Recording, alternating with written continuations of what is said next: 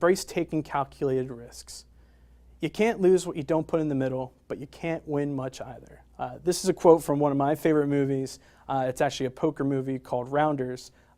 Great flick. It's Matt Damon, Edward Norton, John Malkovich, and I think there's a lot to be said for this.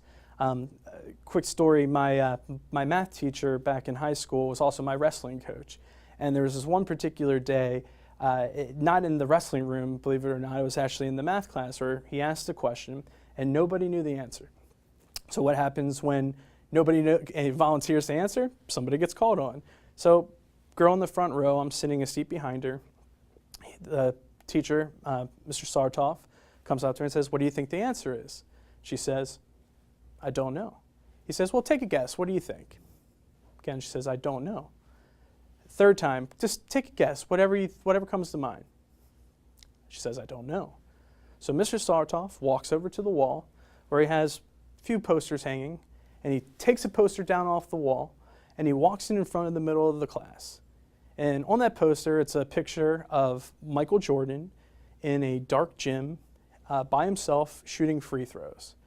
And at the bottom, there's a quote, and it says, "You miss 100% of the shots you don't take." And that really left an impact on me. That really influenced me to say, what do you really have to lose at the end of the day? And yeah, you could take the safe route, but where do you get to? If you don't go out and you don't try and you don't do things, then you'll never accomplish anything.